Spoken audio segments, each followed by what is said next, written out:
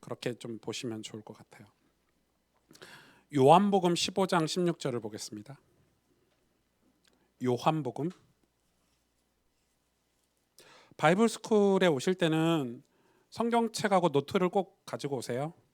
성경책 가능하면 핸드폰으로 보지 마시고 바이블 스쿨 올 때만 이렇게 성경책하고 이렇게 성경책 교회 두고 가셔도 되니까 오시고 그다음 노트를 좀 가지고 오셔서 우리 자녀들에게 이렇게 성경책 보는 모습을 핸드폰이 아닌 이렇게 진짜로 조금 보여줄 수 있으면 좋겠다는 생각도 조금 드네요. 요한복음 15장 16절을 그리고 이제 바이블 스쿨 할 때는 화면에 성경 구절을 띄우지 않을 거예요. 다 성경을 찾아볼 수 있도록 그렇게 조금 이 구닥다리 방법을 좀 쓰겠습니다. 16절 같이 읽겠습니다. 시작. 너희가 나를 택한 것이 아니요 내가 너희를 택하여 세웠나니 이는 너희로 가서 열매를 맺게 하고 또 너희 열매가 항상 있게 하여 내 이름으로 아버지께 무엇을 구하든지 다 받게 하려 함이라. 아멘. 뭐라고 써 있죠? 너희가 나를 택한 게 아니래요. 이건 종교죠. 하나님이 우리를 택하셨대요. 이게 구원이에요. 이게 복음이고 하나님이 여러분을 택하신 거예요. 그러니까 신앙은 여기서 출발해요. 구원론의 아주 핵심 성경 구절이 바로 15장 16절이에요. 구원론은 우리가 하나님을 택한 게 아니에요. 그게 구원이 아니에요. 내가 교회 다닐게. 내가 예수님 믿은 것 같지만 그건 구원론의 아주 잘못된 그런 오류가 거기서부터 발생을 하고요. 구원은 하나님이 나를 택하신 거예요. 그게 굉장히 중요한 거고요. 오늘 구원론을 이제 오리엔테이션을 할 건데 구원론에 관해서 한번 좀 살펴볼게요. 좀 살펴보고 좀 간단하지만은 조금 개관을 다루고 이번 주 토요일부터는 좀 숙제도 있고요. 여러분하고 성경도 필요한 구절도 좀 찾아보고 또 여러분 좀 서로 포럼하고 토론할 시간도 좀 드리고 그렇게 하려고 해요. 여러분 하나님은 우리에게 진리시죠. 그런데 사람들은 거짓말을 따라요. 왜 거짓말을 따르죠? 사람들은 진리를 따르지 않고 거짓말을 이렇게 따르죠. 왜요? 요한복음 8장 44절에 보니까 사단, 루시퍼가 타락해서 사단이 됐죠. 이 사단은 거짓말하는 자래요. 스스로 거짓말하는 자래요. 그러니까 스스로 거짓말하는 존재가 바로 사단이죠. 그래서 여러분 우리가 창세기를 공부하고 있지만 지금 창세기에 나오는 내용들이 다 그런 내용들이에요. 이 영적인 배경이죠. 이 사단이 우리에게 함정을 파고 어떤 틀을 만들고 어떤 올무를 만들어서 우리를 뭘로 이 죄와 저주 그리고 사망으로 묶어버리죠. 이게 그래서 거짓말을 통해서 우리에게 함정을 놓는 장면이에요. 그래서 하나님이 뭐 야곱이든 이삭이든 이 창세기에 나오는 인물들이 여기서 지금 갈등하고 어떻게 하면 예수님을 믿는지 그런 모습들을 가문을 통해서 우리에게 보여주고 계시는 그런 장면 중에 하나죠. 그래서 스스로 거짓말하는데 그래서 이 사단은 어디에 속했냐면 세상에 속했다. 세상은 이 사단이 성경에 보니까 왕노릇하는 곳이다. 그렇게 사단이 여기서 왕노릇한대요. 여러분 영적인 세계를 정확히 파악해야 되겠죠. 그러니까 이 사단의 종노릇하니까 이 교회가 맨날 노예가 되고 이 노예 생활이 되고 성경에 나와 있죠.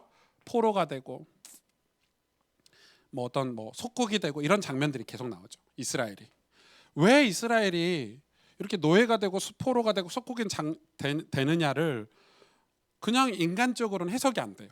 영적으로밖에 해석이 안 되는 거예요.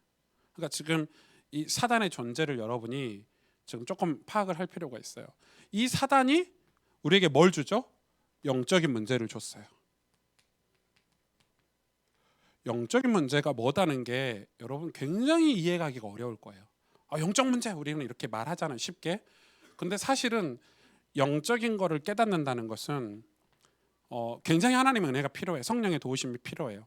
그래서 영적인 문제가 어떻게 되죠? 결국은 이게 이 영적인 문제가 전부 모든 문제의 발단이 돼요. 여기서 뭐도 나오죠? 무능도 나오고. 이게 왜 무능이 나오죠? 내 힘으로 살려고 하니까 무능이 나오는 거야. 내 뜻대로, 내 기준대로, 내 표준대로 살려고 하니까 무능이 나오는 거예요. 여기서 뭐가 나오냐면 무기력도 나오고. 여러분, 사람들이 막 화내고 짜증내고 막 폭력을 휘두르고 폭언하고 이런 사람들의 특징은 다 무능한 사람들이에요. 절대 무능하지 않는 사람들은 그렇게 안 해요. 내가 안 되니까 약한 사람에게 그렇게 하는 거예요. 맞죠? 힘 있는 사람은 절대 폭언하고 폭력을 휘두르지 않아요. 그러니까 무능하기 때문에, 무기력하기 때문에 그런 문제들이 이렇게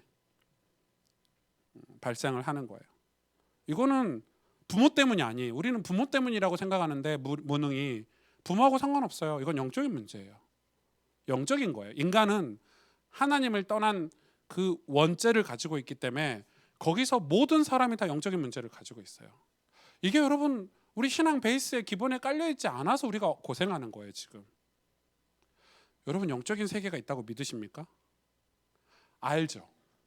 배웠으니까 합숙훈련 가서 배우고 평생을 구원의 길을 들었는데 모르겠어요. 근데 안 믿잖아요.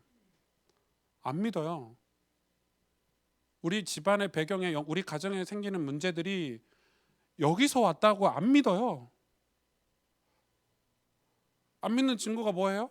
그래 사람을 미워하고, 그렇죠? 갈등하고 싸우고.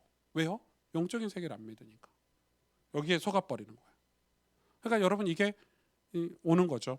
이 영적인 문제가 나중에는요, 이 사회적으로는 문화가 되죠. 문화. 세상 문화.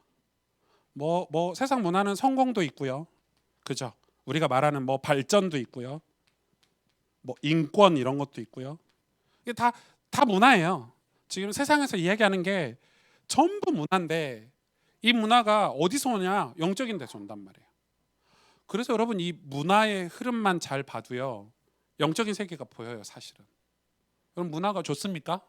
좋죠. 좋은 점도 있어요. 사람이 사는 우리의 모든 삶이 다 문화이기 때문에 공동체가 사는 삶이 문화지만 그 문화의 흐름을 한번 봐보세요. 우리 어디로 이끌어가고 있나? 어디로 이끌어가고 있어요? 끝은 쾌락이에요. 문화의 끝은 쾌락이라니까요. 그 쾌락이 문제가 아니에요. 문화를 따라가다 보면 하나님과 멀어져요. 그래서 우리가 복음 문화를 만들고 신앙의 문화를 만들고 신앙 공동체를 형성하는 게 중요하다, 이런 얘기를 하고 있는 거예요. 그런데 중요한 건 이게 중요한 게 아니라 여기서 뭐가 오냐면 이 사단이 공격하는 게 있는데 이게 인간 신학이에요. 제가 이번에 좀 다룰 내용 중에 하나예요. 신학은 하나님에 대해서 공부하는 거잖아요. 하나님을 아는 복음 교회가 어디에 빠져 있냐면 인간 신학에 딱 빠져 있는 거예요. 그러니까 앞뒤가 안 맞는 말이에요. 신학인데 인간이 앞에 붙은 거예요. 인학이 아니라 신학인데 인간 신학이 붙어요. 여기에서 우리가 빠져나오지 않으면 이 부분을 해결이 안 되는 거예요. 이 부분이. 그러니까 지금 이게 뭐냐면 전부 나를 주장하는 어떤 이 신학이죠. 여러분 나를 주장하는 신학, 나를 주장하는 종교, 나를 주장하는 어떤 단체들, 이게 인간 신학이 끼치는 영향력들이에요. 지금 이게 여러분은 모르겠지만 지금 신학계나 지금 우리 교회뿐만 아니죠. 불교든 뭐든 전부 나를 주장하는 종교들이 생겨나고 있죠. 그리고 단체들, 인권 이러면서. 여러분 요즘은 뭐 이렇게 뭐 페미니즘 이런 거, 아니면은 뭐 동성애, 뭐 게이 이런 게 글쎄요, 옛날도 너무 막 옛날에는 막 율법적으로 막 정죄하고 이래서 문제지. 요즘은 또 그게 너무 아무 문제 되지 않고, 왜? 다 나를 주장하는 거니까 괜찮다는 거야. 그래서 여러분 포스트 모더니즘 시대를 지나서 지금은요 완전 개인화 시대가 됐어요. 내가 어떻게 하든지 부모님한테 이러잖아요. 아버지는 아버지 인생이나 살아, 나는 내 인생 살게, 이런 거거든요. 이런 게 다 어디서 오냐는 거예요. 내 맘대로 살 거야. 나는 뭐 지금 이렇게 뭐 아무것도 안 하고 뭐 그러니까 내 뜻대로 내 맘대로 내가 원하는 대로 살 거야. 그걸 지지하잖아요. 배우가 뭐냐는 거예요, 여러분. 근데 가만히 보면 그래, 인간이 그래요. 스스로 스스로 나를 위해서 산다고 쳐요. 그 끝은요. 가정 다 깨지죠. 공동체 다 깨지죠. 그래 요즘은 그게 되게 이게 무서운 시대가 됐어요. 말은 좋아요. 나를 회복하자 뭐 이런 말은 좋아. 나를 회복하자. 나 회복해야지. 회복해야 되는데 이게 뭐예요? 나를 회복하자가 창세기 3장에 나오는 사단이 유혹한 죄가 유혹했잖아요. 네가 하나님처럼 될 것이다. 인간이 하나님처럼 되면 좋겠는데 안 된다니까요. 인간은 죽잖아요, 여러분. 조금만 병에 걸려도 죽잖아요. 암 하나만 걸려도 평생 고통스럽게 사는데 아무 의미 없는 게 인간인데 사단이 유혹하잖아요. 네가 하나님처럼 될 것이다. 이게 인간 신학이에요. 지금 이게 미국뿐만 아니라 강타하고 지금 한국에 들어왔거든요. 여러분 지금 한국에 나오는 서적들 조심하셔야 돼요. 신앙 서적들. 그래서 제가 지금 왜 지금 미국 목사님들이 쓰신 책을 여러분에게 추천하냐면 미국은 한 바퀴 돌았어. 한 바퀴 돌아서 이거 아니다 하고 나온 책들이야. 지금 싱클레어 퍼거슨 목사님 같은 분은. 근데 지금 한국 목사님들은 이게 되게 많아요. 잘못 읽으면 되게 신앙 좋은 것 같은데 보면 하나님하고 상관없어. 복음하고 상관없어. 그런 게 많기 때문에 그래서 여러분 조심하셔야 되는 거예요. 그러니까 이게 지금 사람들이 진리를 안 따라가고 다 이렇게 거짓을 따라가는데 왜 거짓을 따라가죠? 영적으로 분별이 안 되고 이 거짓말의 주인이 사탄이잖아요. 여러분 이게 우리 배경에 조금 있어야 돼요. 그럼 뭐예요? 여기서 인간이 스스로 벗어날 수 있어요? 요한복음 오늘 15장 16절에 너희가 나를 택한 게 아니고 내가 너희를 택했다. 그러니까 구원은 뭐예요? 하나님의 은혜예요. 우리 여기서 벗어난 거예요. 하나님 여기서 우리를 건져주시려고 작업하시는 거예요. 하나님 여기서 건져주시기 위해서 우리에게 일하시는 작업인데 우리는 그게 고통처럼 느껴지고 사건처럼 느껴지고 어떤 상황처럼 느껴지는 거예요. 구원은 하나님의 은혜예요. 하나님의 전적인 은혜죠. 그냥 은혜가 아니죠. 100% 하나님이 하신 일이에요. 구원은. 그러니까 이게 구원의 첫 번째 우리가 가지고 있어야 될 이 어떤 기준점이에요. 구원은 하나님의 은혜다. 다른 것으로는 천하 인간의 구원을 얻을 만한 다른 힘을 우리에게 주신 적이 없다. 다른 것으로 우리는 절대 구원받을 수 없다. 이게 하나님의 은혜가 내게 와 닿아야 진심으로 뭐가 일어나죠? 치유도 일어나요. 하나님이 나를 구원하셨구나. 이건 하나님의 은혜구나. 근데 교회 다니면서 왜 치유가 안 일어나는 줄 아세요? 내가 교회 헌금을 얼마 했는데, 내가 교회를 지금 몇 년을 다니면서 목사님을 위해서 내가 일했는데, 내가 이 교회 봉사를 얼마나 많이 했는데 절대 치유가 안 일어나요. 저도 그랬거든요. 내가 막 열심히 새벽기도 했는데 하나님 응답 안 주셨다고 오히려 짜증이 나고 분이 났지. 언제 내 마음이 평안해지고 치유가 일어나냐면요. 하나님의 은혜구나. 여기서 하나님 나를 건져주셨구나. 이게 내가 믿는 게 아니고 믿어지니까 그때는 진짜 자유하더라고요. 치유가 일어나더라고요. 내 마음에. 아버지도 용서가 되고 부모님도 이해가 되고 우리 형제들도 이해가 되고 제 인생도 이해가 되고 나 같은 죄인을 하나님이 건져주셨구나. 여러분 그게 여기서요 엄청난 치유가 일어나요. 보이는 거예요. 구원은 하나님의 은혜예요. 제가 몇 가지 성경 구절 로마서 3장 10절 인간은 다 멸망하게 돼 있어요. 인간은 다 멸망해요. 죄의 끝은 뭐예요? 사망이에요. 로마서 3장 23절에 하나님의 영광에 그래서 이르지 못하는 거예요. 죄송하지만 종교 생활을 하면 할수록 어려워져요. 이건 굉장히 중요하죠. 이거 토요일 날 자세히 다룰게요. 로마서 5장 8절 그래서 하나님이 우리에게 뭘 보내주셨죠? 그리스도를 보내주셨어요. 우리가 절대 여기서 빠져나올 수 없기 때문에 하나님이 인간의 육신을 입고 이 땅에 오셔서 당신이 직접 심판을 받고 죄를 짊어지시고 죽으시기로 작정하신 사건이 메시아 사건이에요. 언약이에요. 그걸 언약. 하나님이 일방적으로 우리에게 약속하신 약속이에요. 그게 우리는 이제 그걸 우리 인간이 이해하기 쉽게 성삼위일체로 뭐 아들, 뭐 성부, 성자, 성령 이렇게 하셨지만 솔직히 성삼위일체 신학이 제일 어려워요. 뭐 어떤 목사님들이 성삼위를 두고 뭐 물병을 물속에 넣으면 그 물병 안에 물이 들어가면 뭐 그게 뭐 이렇게 뭐 설명 다 틀린 설명이에요. 이거는 설명이 안 돼요. 하나님은 우리 하나님이 오묘하고 신비하고 뭐 이런 설명은 진짜 이단이에요. 내가 한빈이한테는 아버지고 저희 와이프한테는 남편이고 어머님한테는 아들이다. 뭐 이런 거 있잖아요. 그건 이단이에요. 그건 설명을 인간적으로 하는 거예요.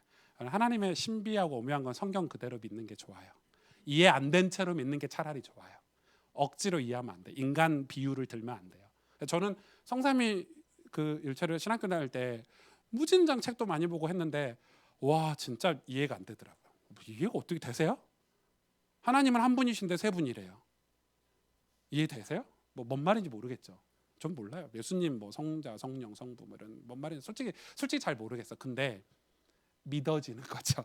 예수님이 믿어지고 성령님이 믿어지고 하나님이 믿어지는 거지. 그걸 제가 막 이렇게 책을 봐서 이해. 그러나 어느 정도 성삼위일체론에 관한 신학 교리 정도는 공부할 필요가 있어요. 그걸 아주 건강한 보수 교단에서 정리한 책들을 그거 이번에 좀 다룰 거거든요. 구원론 다루면서 성삼위일체론도 조금 다룰 거니까 같이 공부를 해보려고 하고요. 제가 왜 중요하냐? 그걸 이해 못하면 그리스도가 무슨 말인지 이해가 안 돼요. 솔직히 우리는 막 예수 그리스도, 예수 그리스도, 예수 그리스도 하는데 솔직히 안 믿어. 얼마나 안 믿냐? 잘 안 불러 그 이름을. 안 믿는 거예요. 목사도 잘 안 믿어. 목사도 교통사고 나면 아이씨 이러지. 저도 통장에 돈 떨어져가지고 돈 필요한데 이러면은 진짜 그래요. 죄송하지만 돈 필요하면 돈 많은 사람 생각나요 얼굴에. 누구한테 돈 좀 빌리면 좋겠다고. 절대 예수 그리스도 이름으로 기도하면 된다는 거를 잘 안 믿어지는 거. 그게 우리 인간이에요. 그러니까 여러분 이건 좀 중요하죠. 그래서 에베소서 2장 8절에서 10절에 보니까 이거를 뭘로 주셨죠? 우리에게 은혜로 주셨어요. 은혜로 뭘 주셨죠? 우리가 은혜로 주신 게 뭐죠? 믿음이라는 행위를 주셨어요. 그러니까 이 믿음을 우리가 갖는 게 아니고 믿음은 뭐예요? 믿음은 방법이에요. 하나님이 우리에게 구원을 주셨는데 이 구원을 받아들일 수 있는 방법으로 믿음이라는 도구를 주신 거예요. 믿음은 하나님의 은혜로 우리에게 주신 거예요. 선물이에요. 그래서 성경에는 믿음은 선물이라고 그랬어요. 선물. 그러니까 내가 너를 구원하겠다 했을 때 구원받기로 작정된 당신의 자녀에게 선물로 주신 게 믿음이라는 거야. 여러분 다 선물로 믿음을 받으신 거예요. 이게 에베소서 2장에 아주 자세히 나와 있죠. 믿음으로는 구원받는 게 아니에요. 그러니까 어렵죠. 여기서 헷갈리시죠. 믿음으로 구원받죠. 이러다 믿음 자체로 구원받는 게 아니에요. 구원은 은혜로 주신 거예요. 이미 우리에게. 그러니까 우리는 생각하잖아요. 야 믿음이 좋아야 구원받지. 거기서부터 오류가 생기는 거예요. 아니요. 구원받을 자에게 믿음을 좋게 하시는 거예요. 하나님이. 이해되세요? 이거 이해가 돼야 돼요. 이거를 토요일 날 아주 자세하게 예화를 들어가면서 또 대화를 해가면서 이해를 한번 해보도록 하겠습니다. 아주 중요한 거죠. 그래서 어떻게 되죠? 로마서 8장 31절에서 39절. 여러분 다 아시죠? 여러분 이제 성경 많이 읽으시니까 무슨 내용인지. 하나님과 우리 사이를 끊을 자가 없어요. 칼도 뭐 어떤 세상의 그 환난도 축복도 응답도 하나님과 우리 사이로. 왜냐하면 하나님이 은혜를 베풀었으니까 끊기지가 않는 거예요. 우리가 믿었으면 끊길 수 있는 거야. 맞죠? 우리는 믿었으니까 우리가 등 돌리고 배신할 수 있지만 하나님이 택했기 때문에 하나님 은혜 주셨기 때문에 그 사랑은 끊길 수가 없는 거예요. 그래서 가끔 교회에서 등 돌리는 사람들 있잖아요. 갑자기 예수님 잘 믿다가 나 안 믿어. 그거는 자기 믿음이었던 거지. 종교적으로 열심히 하다가 뭐 사건을 딱 만났어. 시험 들어가지고 교회 안 나온 분도 계시죠. 하나님 택한 사람은 그런 사람도 가만히 안 두세요. 다리를 부러서라도 다리몽을 부러서라도 그게 야곱이거든요. 하나님이 야곱을 택하셨잖아요. 야곱 여정을 한번 보세요. 어떻게 구원하시나, 야곱을 어떻게 바꾸시는지 보는 건데, 이게 이제 여러분 이게 하나님의 은혜를 지금 제가 아주 몇 가지 성경 구절로 좀 설명을 하는 거고, 그래서 이 은혜가 뭘로 연결이 되죠? 신앙생활과 연결이 되는 거예요. 이게 구원이에요. 은혜는 반드시 신앙생활과 연결이 돼요. 다른 말로 이야기하면 교회 생활과 연결이 되죠. 교회론 배웠죠. 우리가 지난번 바이블 스쿨 때 교회론 공부했죠. 반드시 교회 생활과 연결이 돼요. 여기서 이제 우리가 이제 저희 그 목사님께서 우리 복음을 전하는 목사님께서 신앙 발판 10가지 이런 거 주시잖아요. 뭐 하나님의 주권 이런 게 중요한 거예요. 그것도 좀 다룰 거예요 이번에. 그러니까 굉장히 중요해요. 신앙의 발판. 왜냐하면은 어떻게 신앙생활 해야 되는지 말해주는 게 신앙 발판 10가지예요. 하나님 주권, 구원은 오직 예수 그리스도, 성령의 도우심, 기도, 전도, 예배 이런 걸 다루는 거예요. 그러니까 이게 왜 중요하냐면 이 신앙, 그래서 신앙생활은 여정이에요. 여정. 단계가 아니라 전이에요. 여정. 천국을 향한 신앙의 여정을 걷는 거예요. 고향을 향해서 가는 거예요. 이게 무슨, 그래서 이 여정 속에 뭐가 있죠? 하나님이 이 여정을 하나님이 우리와 함께 하시는 거예요. 그래서 예수님 보고 임마누엘이다. 이 함께를 어떻게 하시죠? 말씀으로 하시고 기도로 하시는 거예요.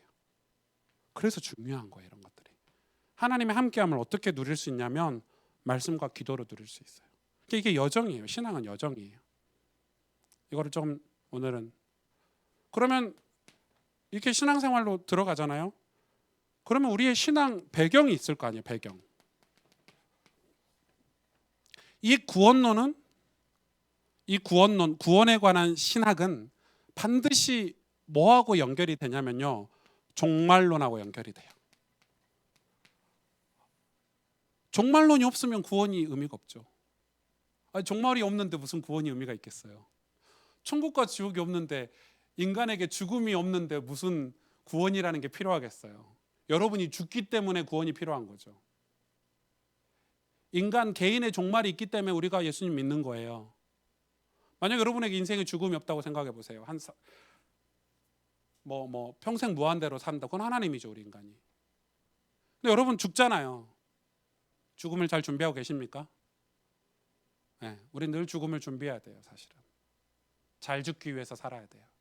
멋있게 죽기 위해서 살아야 돼요. 그러니까 이 종말론이 우리 신앙의 배경이 딱 되는 거예요. 그래서 종말론은 공부를 해야 돼요. 개인의 종말, 인류의 종말, 그죠? 반드시 종말이 있어. 끝이 있어요. 시작이 있기 때문에 끝이 있어. 인간이 태어났으면 죽음이 있듯이 인류도 시작이 있어. 하나님 창조하셨으면 끝이 있어요. 그게 종말이에요. 예수님 다시 오신다 그랬어요. 예수님이 우리 가심을 그대로, 초대교회 성도들이 본 그대로 가신 것처럼 다시 오신대요. 인류의 종말이에요. 뭐 그때 이제 종말론 안에 뭐 후천년설, 뭐 전천년설, 뭐 무천년설, 뭐 요한계시록 가지고 수많은 신학적인 그런 해석들이 있어요. 뭐 무천년설이면 어떻고 후천년설이면 어떻고 뭐 전천년, 저희 개혁 측에서는, 보수에서는 무천년설을 주장을 하긴 하는데 뭐 그걸 해석하려면 여러분 신학교 입학하시면 되고요. 중요하진 않고. 근데 그게 왜 중요하냐면 우리에게 그게 소망이 되는 거예요. 종말론이 있어야 소망이 있어요. 인간은 종말이 있어야 부활이 있거든요. 죽음이 있어야 소망이 있어, 천국 소망이. 그러면 이게 우리 신앙에도 적용이 되는 거예요. 지금 우리가 살아가는데도 반드시 한 번은 죽어야 새 삶을 살게 돼 있어요. 여기 수학 선생님 계시잖아요. 수학 공부하려면 어떻게 해야 돼요? 저는 수학 공부를 해본 적이 없어요. 왜요? 수학 공부에 대한 필요성을 못 느꼈어. 수학으로 좌절을 한번 당해봐야 수학을 시작할 수 있어요. 그게 종말론이에요. 그게 신앙을 우리 삶에 조정하는. 저는 우리 집이, 제가 구원받을 때는 저희 인생에 종말론이 있었어요. 고통스러운 게 있었다니까요. 그게 징계예요. 성경이 이야기하는. 그래서 거기서 예수를 믿는 거예요. 나를 버리고 내가 아닌 하나님의 은혜를 택하는 거예요. 그러니까 이게 굉장히 중요해요. 신앙의 배경은. 이게 없으니까 지금 한국 교회는 굉장히 인본주의 신학으로 가고 있어요. 축복하실 거야 하나님이. 왜 축복하시는지 몰라. 교회 다니면 응답 받을 거야. 병 고침 받을 거야. 치유 일어날 거야. 자녀들이 잘 될 거야. 부자 될 거야. 막 이렇게 교회들이 얘기하잖아요. 그러니까 고난이 왔을 때 견디질 못하는 거야. 병이 왔을 때 견디질 못하는 거야. 아니 교회 다니는 사람은 암 안 걸려요? 아니 교회 다니는 사람은 가정에 문제 없어요? 다 부자세요? 그러니까 지금 한국 교회 신학이 굉장히 편협된 신학을 한국에 제공했어요. 그걸 무슨 신학이라고 하냐면 세속 신학, 해방 신학, 이런 잘못된 신학이 한국을 강타해서요. 세속 신학 이런 게 강타해 가지고요. 교회 안에 마치 예수 믿으면 부자 되고, 예수 안 믿으면 가난하게 살고, 예수 믿으면 건강하게 살고, 예수 안 믿으면은 병 걸려 살고, 뭐 이런 식으로 이분법화 시켜버린 거예요. 아주 건강하지 않은 문화를 이 작은 신학이, 신학자들의 작은 그 논문들이 끼치는 영향이에요. 그래서 막 저기 그 오순절 개통의 교회들은요, 막 40일 막 기도하고요, 막 금식하고요. 좋잖아요. 금식하고 40일 금식하고 막 철야기도 하고 새벽기도 하고 좋은 거 나쁜 거예요? 좋은 건데 목적이 뭐예요? 부자 되는 거예요. 복 받는 거예요. 그러니까 거기서 끝은 뭐예요? 허무하고. 만약에 부자가 됐으면 괜찮은데 부자가 안 된 사람들은 예수님 안 믿어버리는 거예요. 아주 불건전한 신학이에요. 여러분 그 오순절 개통의 신학은 조금 위험해요. 알미니안주의라고 하는데 조금 위험해요. 건강하지 않아요.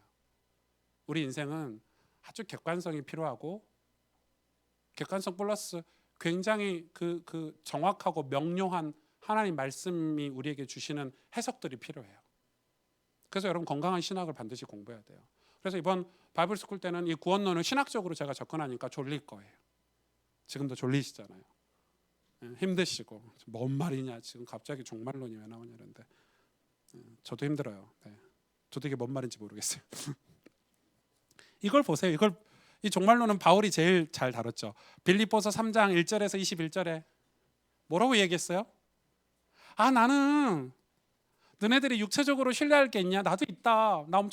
나 대단한 사람이다. 그런데 나 다 배설물로 여겼다. 종말론이죠. 나는 이제 예수님께 발견되려고 산다. 나는 표대를 향해서 간다. 나의 시민권은 하늘에 있다. 이게 바울의 고백. 이게 종말론이에요. 여러분 인생에도 종말론을 거쳐야 돼요. 그래야 구원론에 이를 수 있어요. 그뿐 아니죠. 고린도후서 12장에 1절에서 10절에 이거 나중에 공부할 거니까 뭐라고 돼 있어요? 고린도후서 12장에는 무슨 내용이세요? 여러분 다 성경 읽어보셔서 잘 아시잖아요. 바울이 병 걸린 걸 얘기하는 거예요. 와, 하나님 저 이거 질병 좀 치료해 주세요. 하나님 뭐라 그러죠? 내 은혜가 족하다. 바울이 뭐라 그랬어요? 하나님 족하다 하니까 바로 인정하죠. 그래 나는 병 걸린 것도 괜찮아. 병든 것도 괜찮아. 왜? 구원이 엄청나기 때문에. 근데 종말론이에요. 구원이 엄청나기 때문에. 바울 너는 이 병이 아니면 구원을 놓칠 친구야. 이렇게 하나님 보신 거죠. 이 병이 아니면 너는 오직 복음을 위해서 안 살 거야. 이렇게 보신 거예요. 그래 병을 안 걷어가시죠. 그게 축복이죠. 바울에게. 그게 종말론이에요. 병 걸린 것도 괜찮아. 그러면서 뭐라고 얘기하죠? 보좌에 앉으신 예수 그리스도. 나를 위해서 그 천국 보좌에 앉으신 예수 그리스도를 내가 의지하고 바라보노니. 바울의 고백이에요. 그러니까 이게 여러분 엄청난 축복이죠. 그래 이 사도 바울이 그 고백을 지금 하고 있잖아요. 그래서 이제 여러분 뭐 빌립보서 같은 내용이죠. 같은 내용이구나.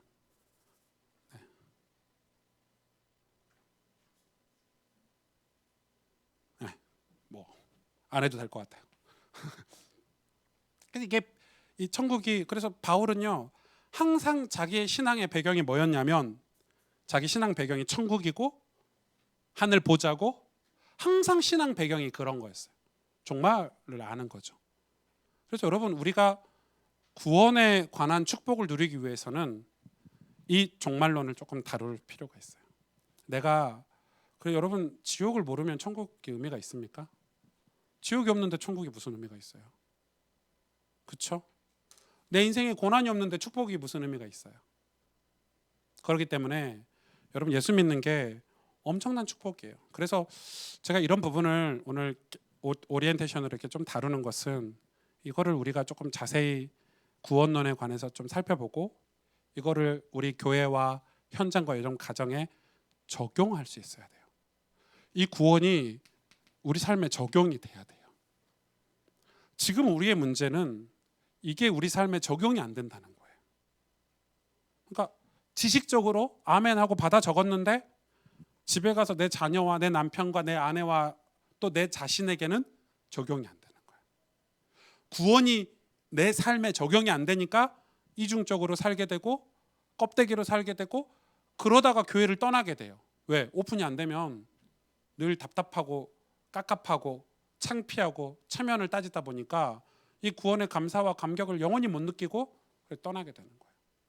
이거를 우리가 바이블 스쿨 때 이거를 공부를 하고 적용은 언제 해야 되죠? 말씀 사경회 때 하는 거예요. 뜨겁게 기도하고 회개하고 하나님 앞에 결단하고. 그러니까 여러분 이건 굉장히 좀 중요하죠. 그래서 여러분 이게 오늘 오리엔테이션 내용인데 그래서 이번 OT는 이 구원론에 관한 그래서 이 구원론을 알아야 우리가 승리하는 신앙생활을 할 수 있어요. 이게 키예요. 저는 조금 이번에 좀 몇 가지 결단한 게 있어요. 개인적으로 기도하면서 우리가 꼭 실패할 필요 있나? 영적으로 실패할 필요 있나? 창세기 말씀 보면서 하나님이 승리하는 길을 열어주셨는데 예수 그리스도를 통해서 좀 승리하고 싶다. 교회가 다 죽어가는데 교회가 다 여기에 빠져 있는데 우리 교회 승리했으면 좋겠다. 하나님 기뻐하시는 교회가 되고 하나님의 영광을 다시 드러내는 교회가 됐으면 좋겠다. 그 길이 뭔지 우리가 좀 찾아야 돼요. 그건 제가 그래서 구원론을 다시 다루는 거예요. 여러분 이 구원론을 알아야 우리가 영적으로 승리하기 위해서 사단 마귀를 갖고 놀아야 되는데 내가 구원에 감사와 감격이 없으니까 사단 마귀에게 농락당하는 거예요.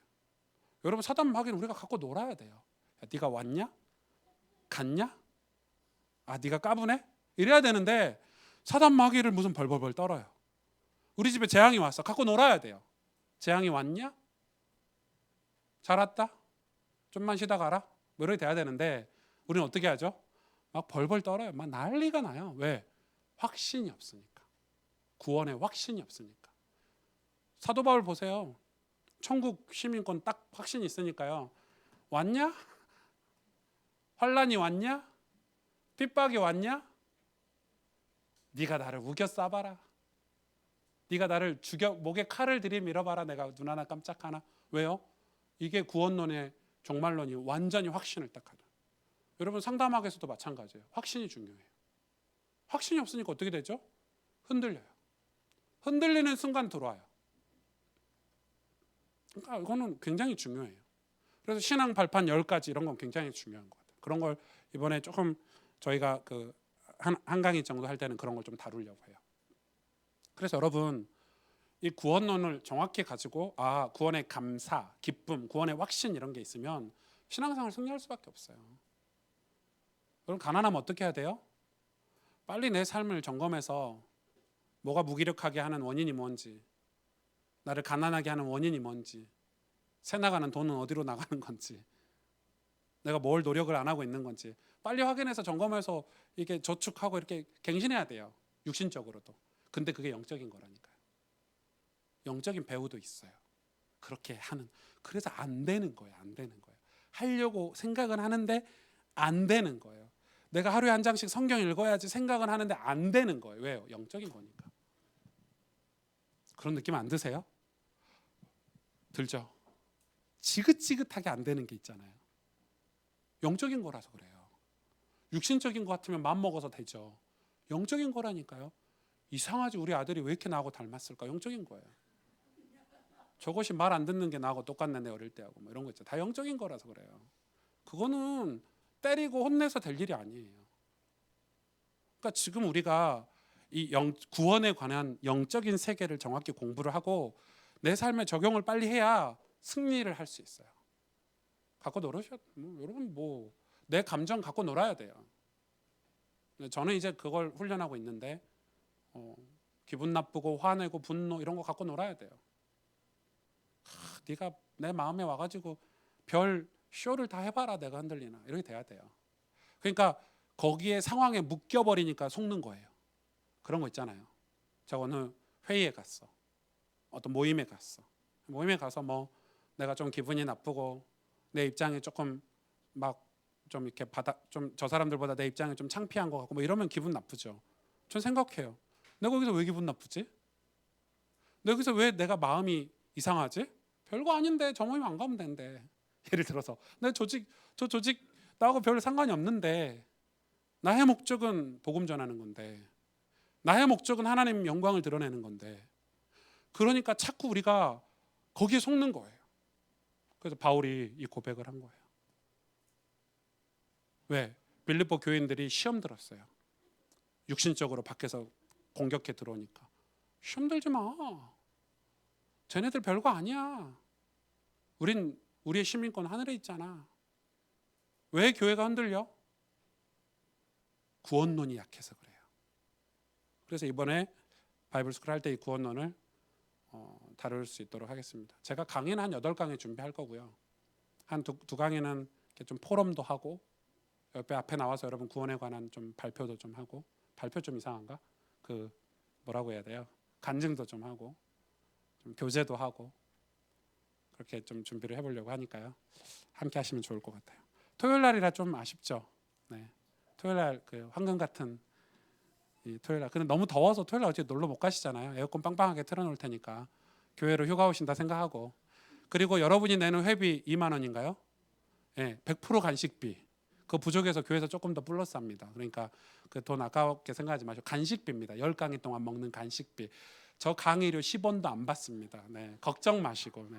10강의 하는데 10원도 안 받고 나도 토요일 날 좀 쉬고 싶은데 이거 하는 거니까 제가 저를 위해서 하는 바이블 스쿨이 아니라는 걸 얘기해 드리는 거예요. 여러분을 위해서 하는 거니까 토요일 날 교회로 피서 오시고. 네. 그럼 얼마나 좋아요. 제가 하루 종일 안 하고 딱 점심 먹을 때 끝내주고. 네. 토요일 날 오후에 좀 쉬시고 이렇게 바람도 쐬고 그러라고. 착하잖아. 이렇게 착한 목사 어디 있어요? 예. 어떤 목사님을 보니까 막 10시에 시작해서 밤 9시 막 이렇게 하고 막 이러더라고요. 예. 좀 그렇게는 못할 것 같아요. 예. 그러니까 좀 힘내시고 그래서 토요일 날 4번만 모이면 되니까 모여서 하고 제가 조금 고민은 뭐냐면 지금 이게 이 바이블 스쿨을 제가 원래는 조금 생각하던 게 있었는데 그게 약간 중단이 된 상황이라서 이제 좀 고민을 해봐야 될 것 같은데 지금 이런 사역을 어디가 진짜 잘하시냐면요. 그 하영조 목사님이 정말 천재적으로 잘하셨어요. 두란노 교회, 온누리 교회죠. 그러니까 사실은 저는 약간 교회적으로 따졌을 때는 그런 게 필요해요. 그래서 왜냐하면 그런 목사님은 이런 복음의 내용을 각계각층으로 적용하는 데 탁월하신 분이에요. 그러니까 부모 학교, 뭐 아버지 학교, 그다음 문서 사역, 목사님들 후배들 전도사들 위해서 목회하 신학이라는 잡지도 만드셨고요. 그러니까 지금 우리 교회가 약간 해야 될 사역 중에 하나가 그런 것들이고 심지어는 이 목사님이 이제 은퇴하기 얼마 전에는 교회 장로님들이 다 반대했어요. 온누리 교회 장로님들이 다 반대했는데 뭐 했냐면은 아랍어로 그 중동에 있는 모슬렘을 위해서 내 설교가 번역되고 갔으면 좋겠다. 통역이 됐으면 좋겠다. 그래서 자기 교회는 아랍인이 한 명도 없어요. 그러니까 교회에서 성도들이 봤을 때 그 예산이 한 달에 한 1,000만 원 정도 들어간대요. 뭐 통역자도 쓰고 번역자도 쓰고 뭐 이렇게. 근데 목사님 그걸 밀어붙였어요 교회에서. 뭐 장로님들이 이해가 안 가죠. 그걸 왜 합니까? 하는데 진짜 놀라운 일은. 그래서 이 목사님이 그거를 시스템을 만들고 자기 설교나 교회에서 하는 훈련들을 전부 아랍어로 번역하고 방송해서 내보냈어요. 아랍에 교회 세워졌잖아요. 그러니까 이게 사실은 선 조치 후 보고 뭐 군대 갔다 마시죠. 네. 그러니까 우리가 사실은 지금은 이런 시스템들을 두고 우리가 세상에 조금 믿음의 도전을 할 시간표기도 해요. 저는 저희 교회 안에 되게 좋은 자원들이 많아요. 뭐 공부방 하시는 분들도 많지, 상담하는 선생님도 있지. 지금 뭐 이렇게 뭐 진짜 다양한 분야의 그 저희 교회 청년들도 많지 해서 조금 기도하고 있어요. 그래서 이런 바이블 스쿨 같은 것들이 교회 안에서 어떤 대외적으로 불신자들을 향해서 깨어진 가정과 우리 후대들을 향해서 약간 여러분의 달란트를 사용해서 복음 전할 수 있는 그런 기도 제목도 올 여름에 한번 찾아보려고 하는 거예요. 그래서 같이 기도하면서 이거를 어떻게 우리가 적용하고 이런 부분을 응답을 받을지 조금 같이 기도해 주시면 좋을 것 같아요. 아마 이번에 말씀 사경에는 제가 그런 부분 좀 기도하려고. 어차피 안식년도 못 가고 그래서 네, 원래 안식년 가서 그거 기도하고 좀 찾아오려고 했는데 예, 요즘은 제가 교회에서 안식년을 보내고 있습니다. 네, 교회에서 밤마다 안식년을 보내고 있기 때문에 아주 좋습니다. 컨디션이 굉장히 좋고 은혜가 많고 감사하고 이렇게 되는데 좀 기도해 주시고 올 여름에 저희 교회가 큰 그런 부흥의 역사를 좀 맛보는 그런 은혜가 있었으면 좋겠어요. 여러분 마음이 다시 풍성함, 은혜들이 풍성하게 회복되는 그 부흥이 우리 마음에 좀 회복됐으면 좋겠어요. 그러기 위해서 우리가 이런 내용들을 조금 공부해 가는 거니까 이해하시고 함께 인도 받으면 좋겠습니다. 오리엔테이션 치고 조금 길었습니다. 표전사님 광고할 거 있으세요? 없으세요? 등록만 잘하면 되죠. 네, 등록만 잘하고 그 바이블 스쿨 행정원 표현 전도사님 전담이십니다. 그래서 바이블 스쿨에 관한 문의는 표현 전사님에게 해주시면 되겠습니다. 그리고 전도사님들이 각 파트를 지금 찾아가고 있어서 그래서 바이블 스쿨 행정은 100% 표전사님이 전부 다 행정을 진행하니까 표전사님께 이렇게 문의해 주시면 감사하겠습니다. 네, 혹시 질문 있으세요? 없으세요? 한 번만 기도하고 마칠까요? 그럼 합심으로 하나님 이번 여름에 이 바이블 스쿨 뭐 영어로 하니까 바이블 스쿨이 성경학교를 통해서 우리가 진짜 구원에 대해서 정확히 알고 구원의 감사를 회복하고 기쁨을 회복하고 구원의 확신을 가지고 승리하는 신앙생활을 할 수 있도록 하나님 인도해 달라고 우리 통성으로 합심으로 한 번만 같이 기도하겠습니다. 하나님 감사합니다.